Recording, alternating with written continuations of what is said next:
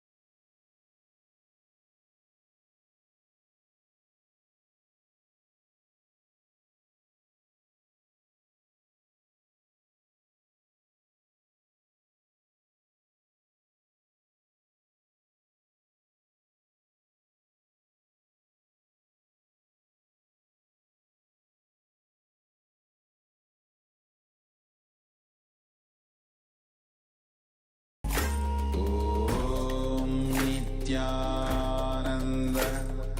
Paramashivoham. Om Nithyananda Paramashivoham. Om Nithyananda Paramashivoham.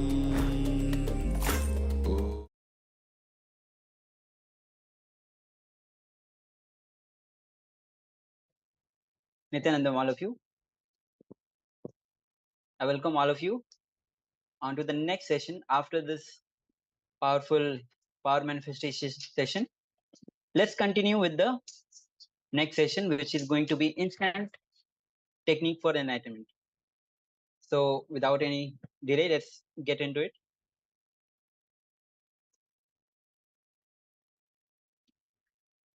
Now, Bhagwan reveals about the instant technique for completion. So let's hear from Bhagwan directly. The Supreme Pontiffism, as he reveals. You need to receive it from the space of listening. Instant process for completion. If you listen intensely, end of the satsang, you will be complete. First, please listen. Please come to the space of listening. I want to define cognition. I'll give you few definitions, then I'll expand on the process of instant completion. First, understand what is cognition.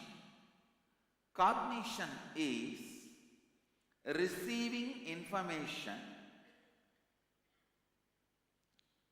the process where we receive information through our five senses, process that information internally, relate with it based on your root patterns, and respond to life from the understandings of your patterns we derive from. Means understanding from your responding from your patterns is known as cognition. Listen, I am repeating the process where we receive information through five senses, internalize with our patterns, respond based on our patterns.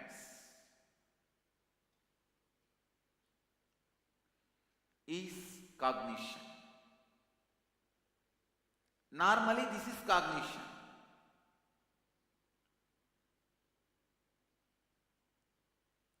Now I want you just to understand the second statement I want to make. Please understand, there is no connection between the first statement I made and the second statement I am making. I defined cognition. Now I am going to define authenticity.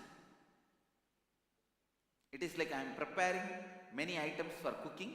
In the end, I will put everything together and cook and give you the food. I am just preparing the ingredients for cooking. First I cut carrot, then I cut brinjal.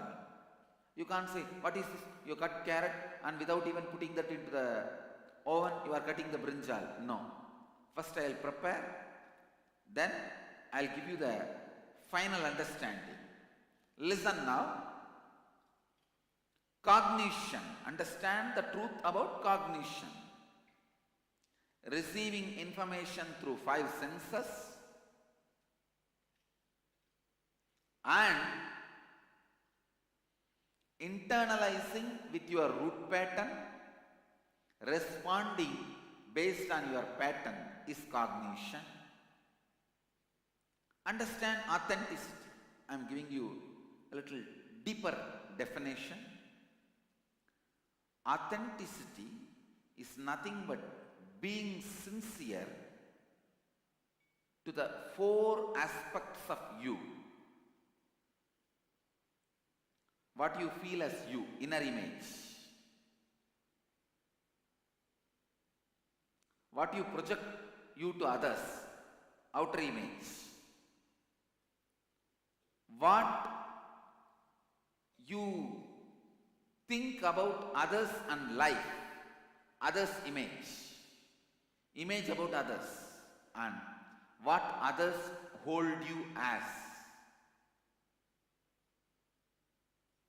others' expectation. Mamakara, inner image, ahankara, outer image, swa-anyakara, image about others, anyakara, others' expectation about you, what others hold for you. In all these four, being sincere, please listen, being sincere in all these four means what? Having best inner image, having best outer image, having best idea about others and life, and being very sincere about what others hold you for.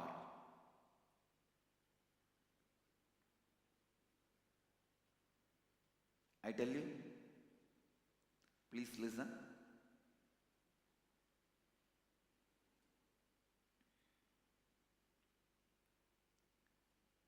Spend few minutes to sit and define what you want to feel you. What kind of a feeling about you will be the best for you? What do you think is best you? Define. What do you think as best outer image for you? What's the best way you wanted to project you? Same. What's the best image you wanted to have about others and life?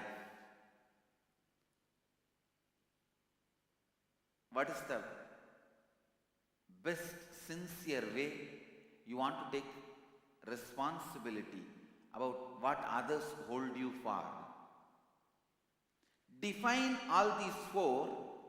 Anything which disturbs in any one of these is a incompletion. Understand? Anything which disturbs any one of this is an incompletion. All of you understand authenticity? Listen. I am creating separate ingredients so that in the end I will give you the complete understanding. It's one of the powerful revelations I had yesterday night in the Samadhi, because last few days we are having the College of Pitadishwas, the meeting of all sannyasis and Naishtika Brahmacharis, Krama Brahmacharis, other than Gurukul kids who don't need this meeting. We are having a meeting and where we are discussing and trying to help each other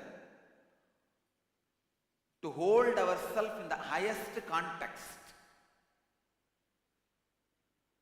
And I am personally sitting and spending as much time as I can and helping, enriching.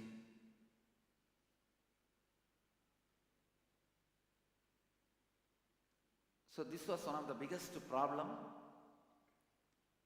many were expressing in the discussion, some for themselves, some for when we teach, when we help others. How can we handle this? Holding ourselves and others in the highest context, the best possible space. So yesterday whole night I was sitting with that mood that there should be some clear understanding, experiential solution for this.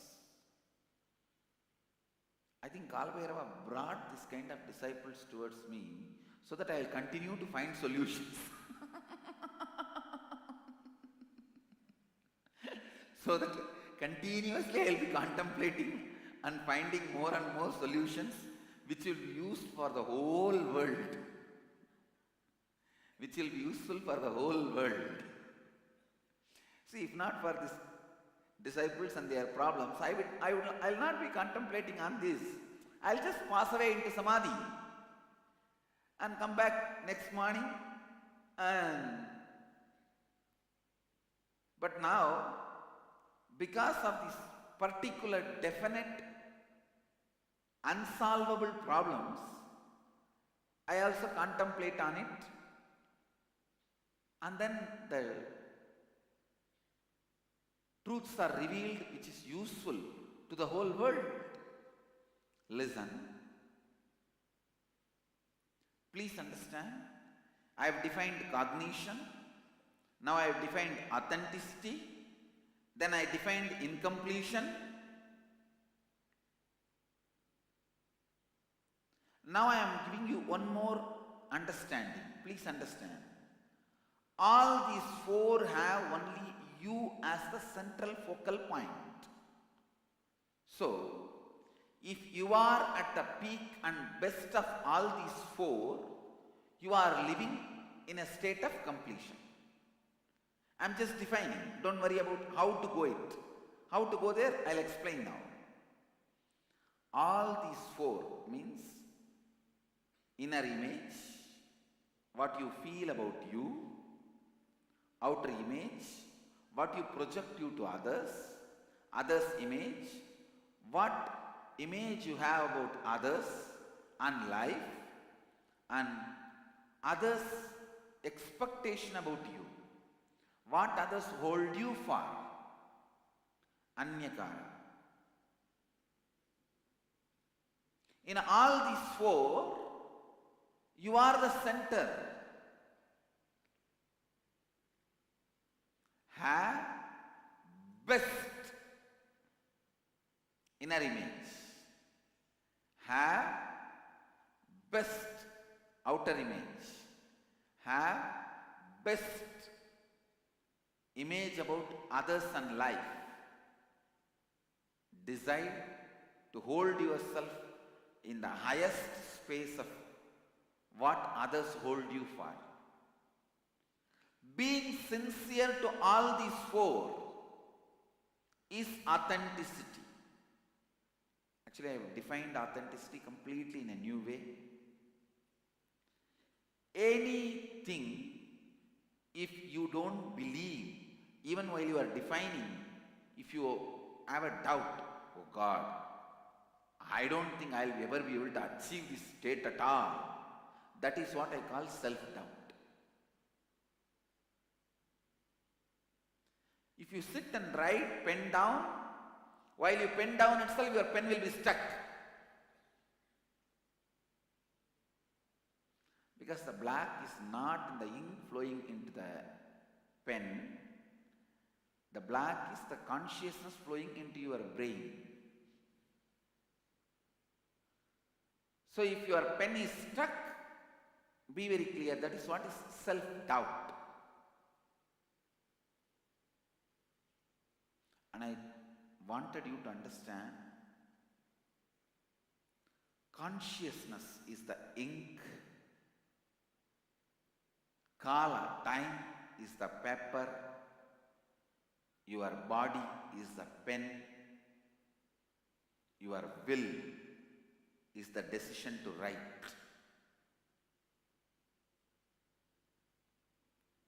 Anything you write in your inner space will become reality. When you write about you, even in the outer space, in the paper and pen, if you are stuck, or if you have a doubt, you will never be able to realize this. That is what I call self-doubt. Or if you think anything is obstacle for you being sincere in all these four, that is the incompletion you have. This is the method to diagnose incompletion. This is the method to diagnose incompletion. Next, please understand.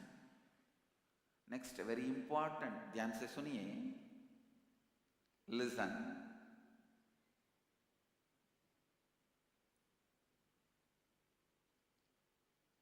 Listen. I have defined cognition, authenticity, incompletions, completions. Completion also I have defined theoretically.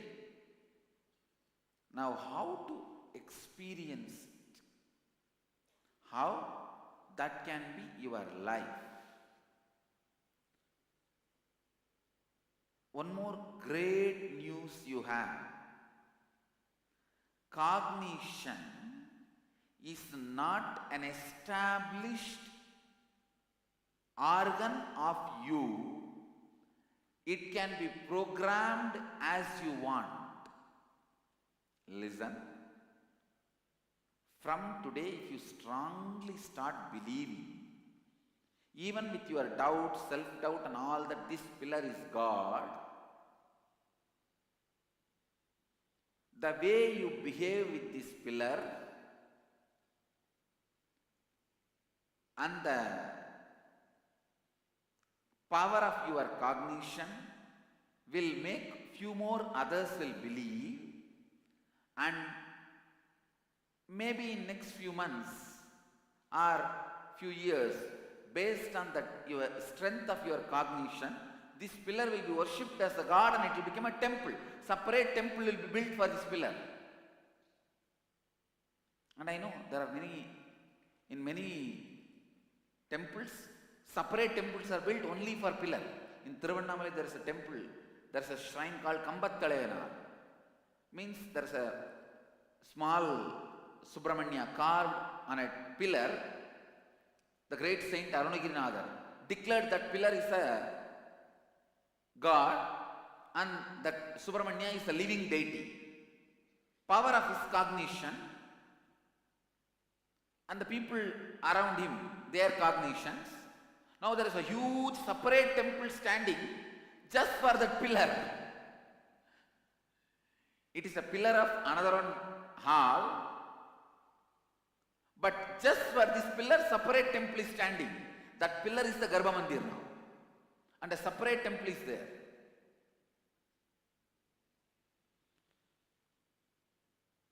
Same way, if you cognize in this pillar ghost is there, don't go near.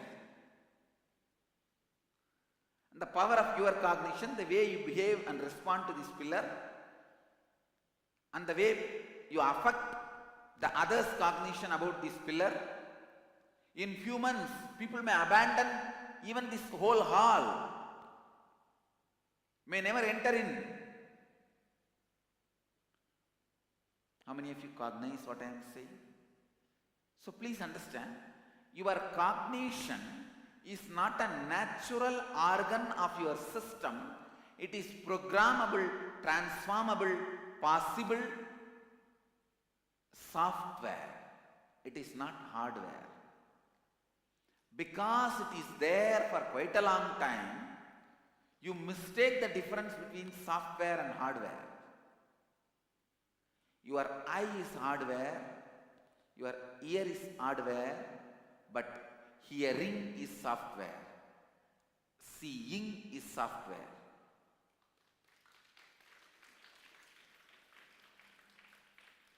Please listen. Because you continuously see, you forget seeing is a programmable. Seeing is changeable. Seeing is transformable. Cognition is changeable, programmable, transformable. This is the great news. Listen, this is the great news. Even your doubt, who wants to change? I even have laziness to wanting to change. I have doubt whether I really want to even change. Even that can be changed. That is the beauty of cognition. Why do you have a doubt? Please listen. You try to go on cooking without lighting the stove. You brought a vessel and you put all that, try digging, shaking, doing everything. You try 10 times. Then after that you decide whole science of cooking is a false lie. But you forget one of the important things required for cooking is the fire, which you did not create.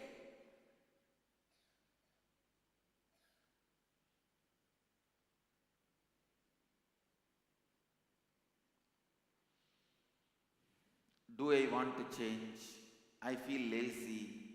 Is also one more cognition you have. Is also one more cognition which is transformable, which is changeable. Everything that exists and you experience as reality stems only from your cognition.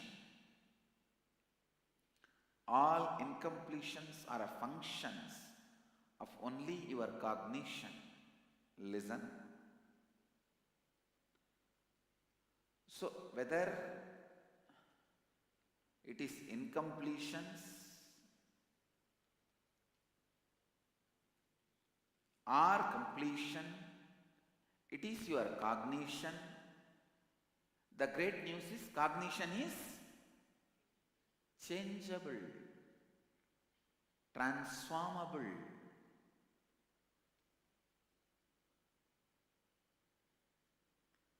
All completion is also only your cognition. All completion is your cognition.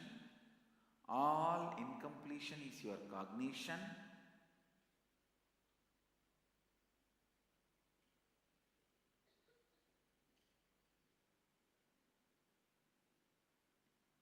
Your cognition alone binds you. Your cognition alone liberates you. Now you need to understand. Please listen. First pen down all the 4 items. Not now. Later on sit and pen down. Now drop your paper and pen. Later on sit and pen down all these 4.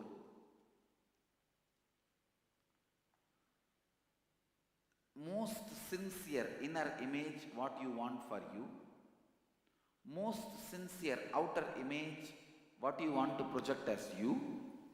Most sincere image about others and life what you want to carry.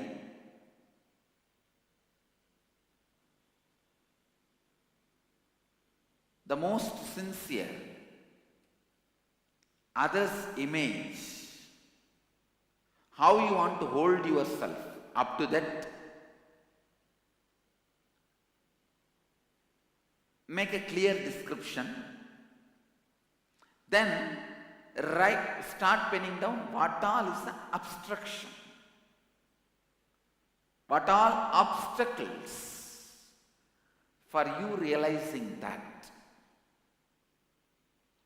Those obstacles, those obstruction, listen.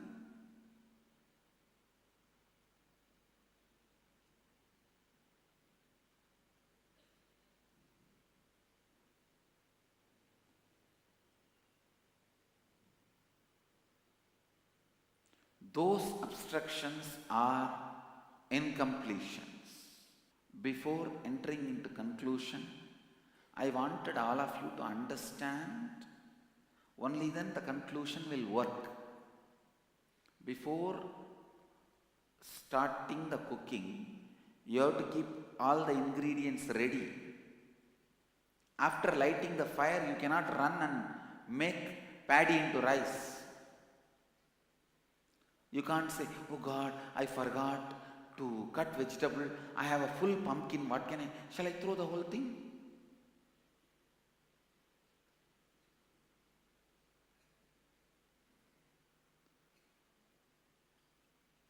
No. You can't. What are all the obstacles that come in the way of you being the peak and best in all these 4 at any given point in time are incompletions. Pen down all the incompletions.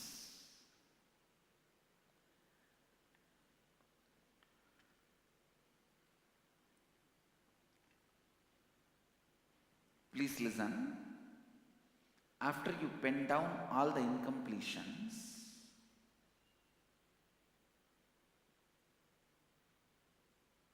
understand it is your cognition which is changeable. Actually, you have only one root pattern that your cognition can't be changed. Listen. the root of the root pattern is only one. Your cognition can't be changed. Because of that root of the root pattern, your cognition can't be changed. No completion works on you.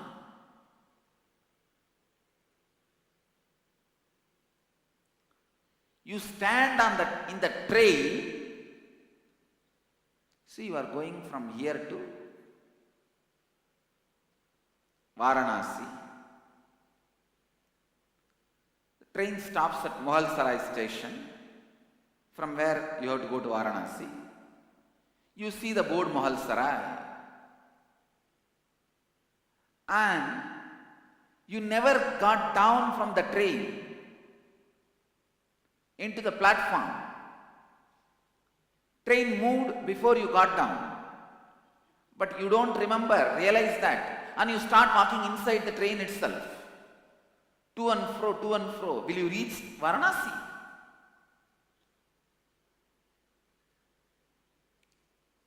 Once Mullah Nasruddin was going in a boat. He started walking to and fro inside the boat. The boatman said, "Sir, why don't you sit down?" This guy says, "No, I have no time to sit down. I am in a hurry to reach the place. I have to walk quickly." Walking quickly inside the boat is not going to take you anywhere. So with a strong root of the root pattern, the cognition is not changeable. Any amount of completion is not going to work for you. First understanding you need is cognition is changeable. You may not be able to cook for last 20 years because you forgot how to light the fire. Because of that, the whole science of cooking is not lie, false. Getting it?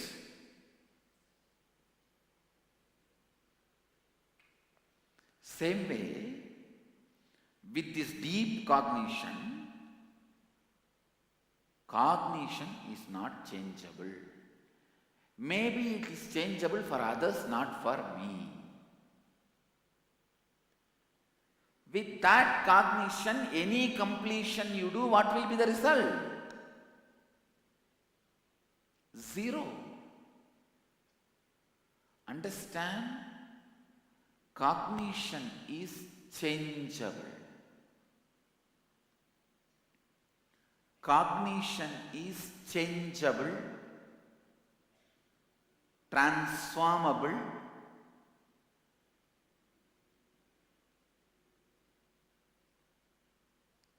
is the first cognition you need to have.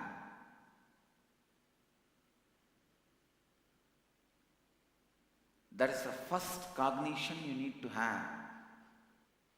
Whenever people realized cognition is changeable, spontaneous enlightenment happens. Please understand. People who do completion, with this basic root pattern of cognition is not changeable, then finally at one point they break and understand cognition is changeable, become enlightened. That is called enlightenment process, gradual enlightenment. People who understand immediately cognition is changeable and awaken are people who have become spontaneously enlightened, instant enlightenment. Understand, cognition is changeable with this truth as fire.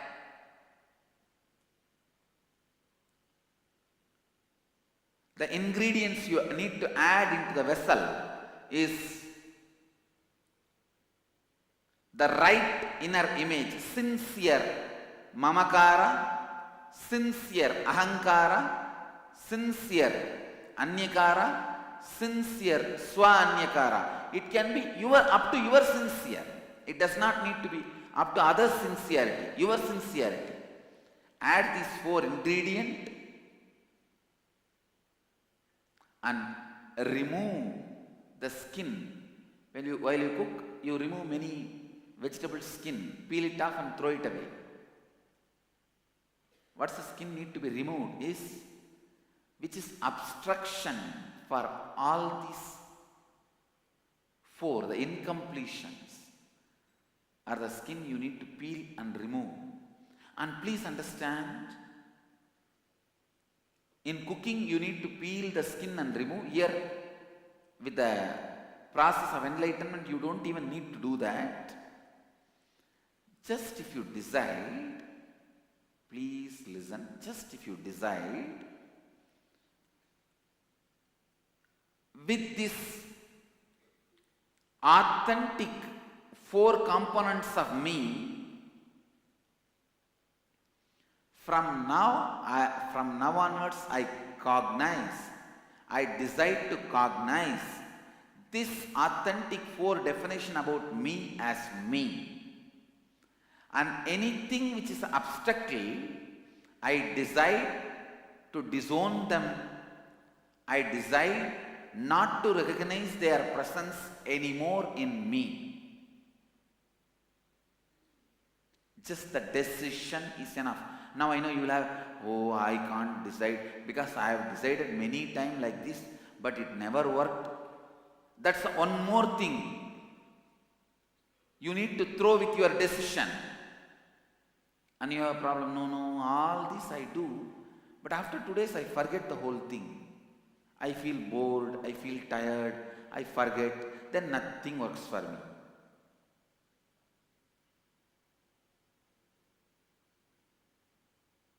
Please listen.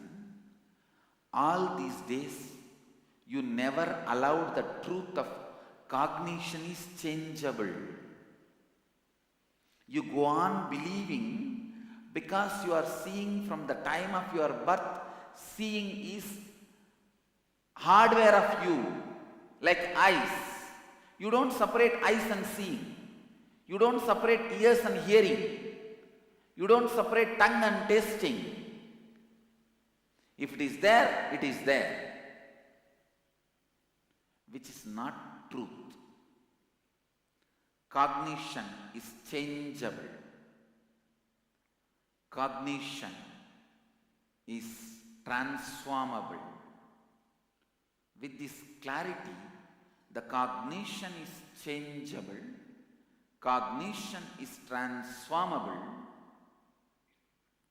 Decide, I tell you, just know your incompletions. With this clarity of cognition is changeable, the incompletions will lose power over you.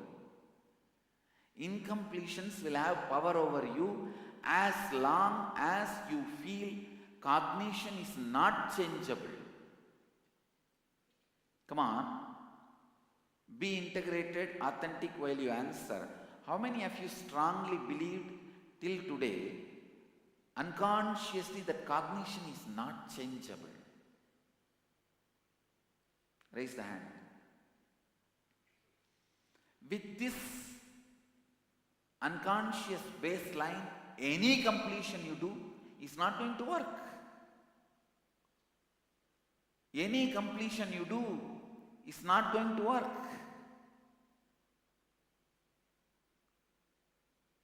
Because you are walking inside the boat. Is walking inside the boat is going to make you reach somewhere quickly? Is it going to reach you to the place quickly?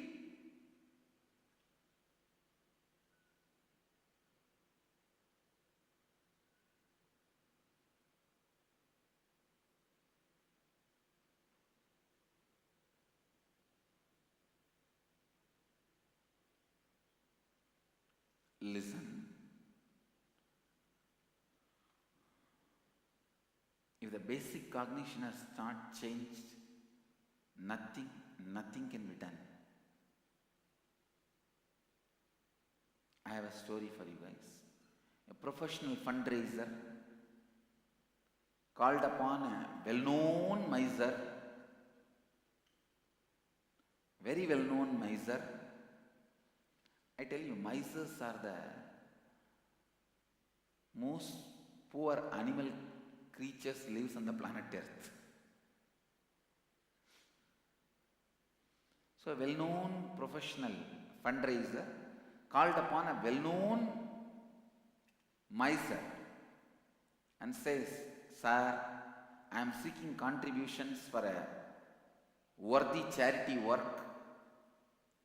The project is 100,000. And a well-known philanthropist, another one philanthropist, a rich man in your town, has already donated a quarter of that." The miser says, "Wonderful, I'll give you another quarter. Have you changed for $1?"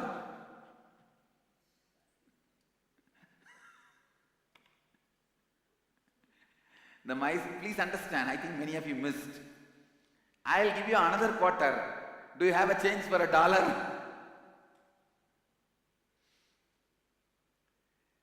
Till the miser's cognition is changed, nothing can be done. The what fundraiser meant is $250,000 is already given by a philanthropist, means quarter of that. This fellow thinks, "Oh, he gave a quarter, I'll also give you a quarter."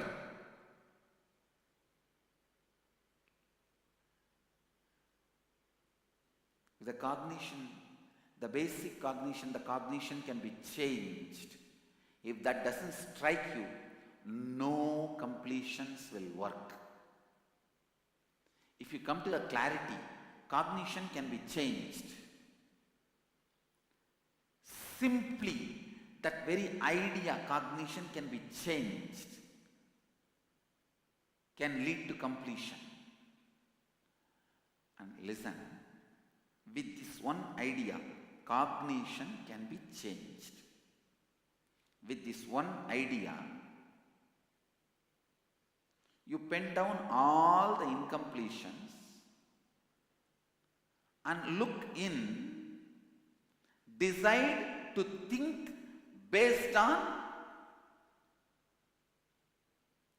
the truth. Cognition can be changed, and authenticity, the best I which I want, best outer image which I want, best image about others and life which I want, best way of holding me up to others' expectation, what others hold me up. In these four, listen, just if you start thinking in this line, your very thinking is a completion process.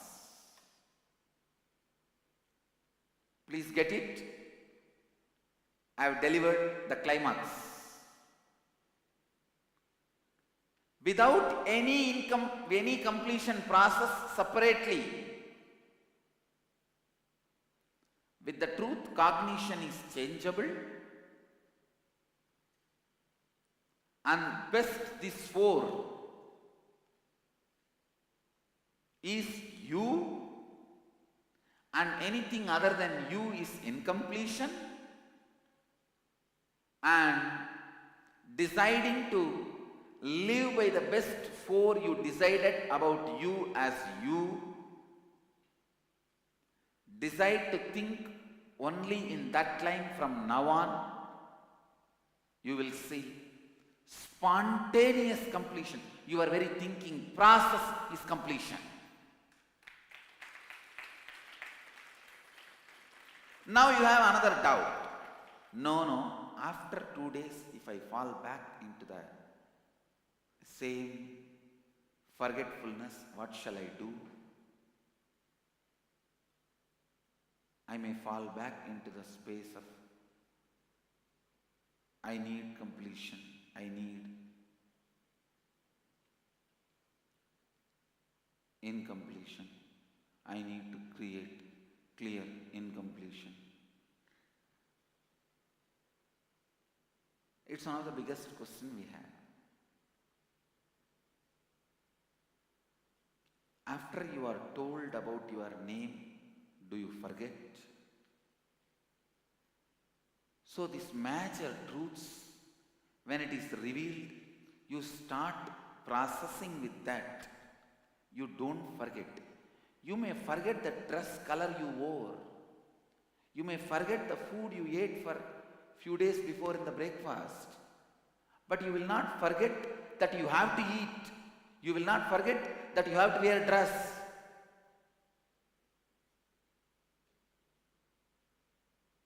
Understand?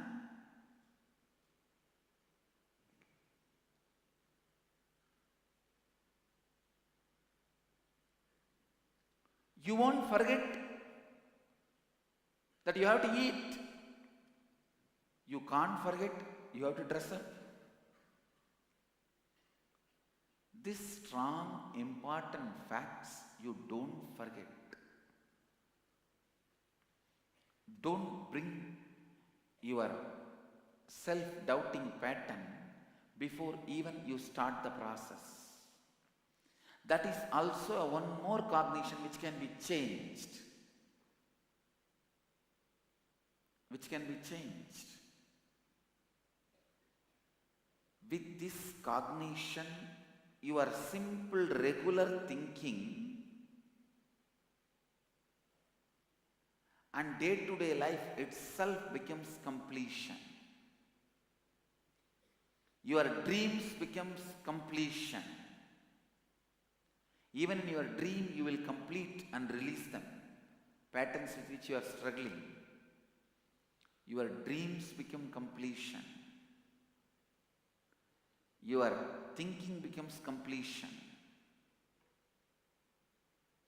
Listen.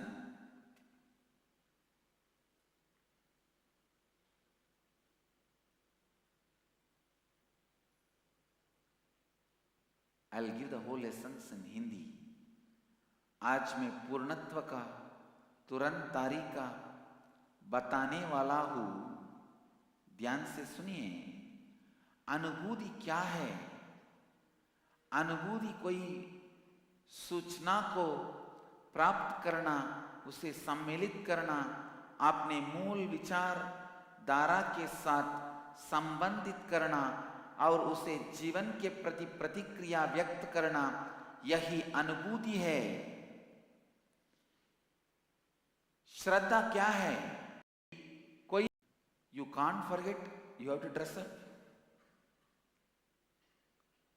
These strong, important facts you don't forget. Don't bring your self-doubting pattern before even you start the process. That is also a one more cognition which can be changed. Yes, Nithyanandam. So now, as Bhagwan has revealed the instant technique for completion, the Supreme Pontiff of Hinduism started with the definition of cognition, the process of retrieving information from the five senses, then internalizing with our patterns, relating it with the root pattern, and responding to life from the root patterns is cognition. Then the Supreme Pontiff of Hinduism defined authenticity, where having the best inner image, outer image, others image, and life image, bringing sincerity to all the four images is authenticity. Now,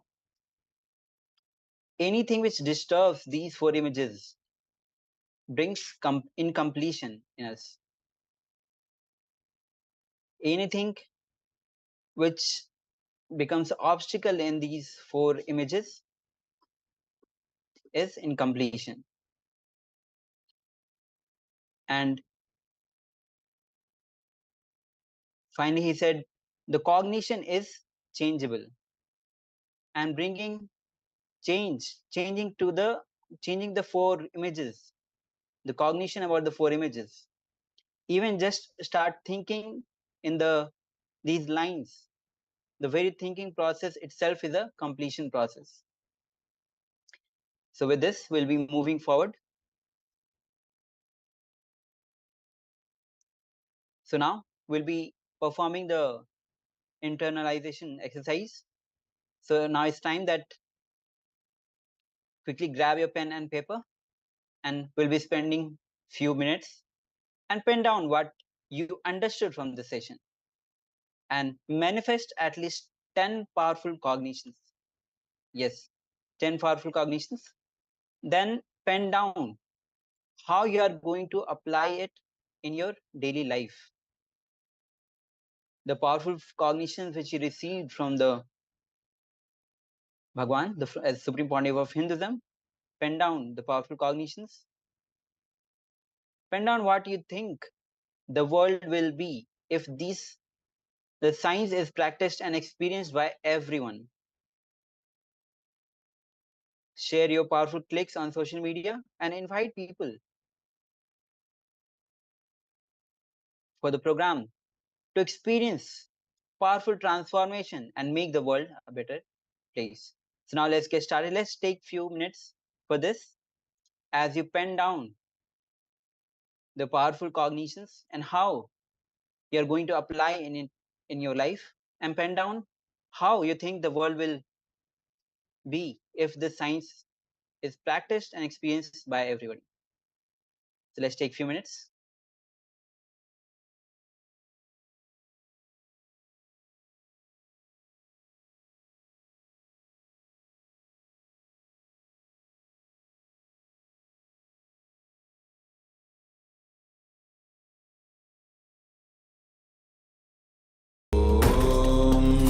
Nithyananda Paramashivoham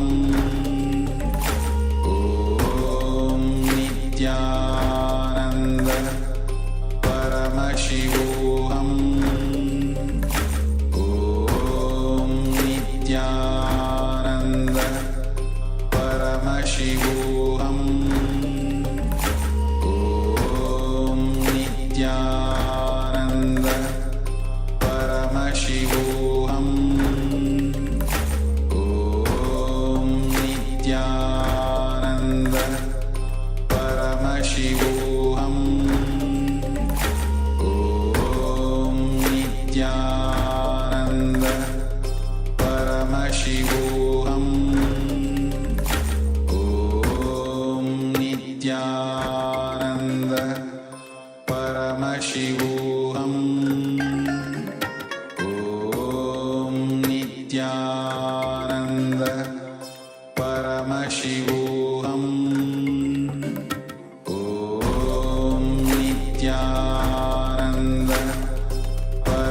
Om Nithyananda Paramashivoham Om Nithyananda Paramashivoham Om Nithyananda Paramashivoham Om Nithyananda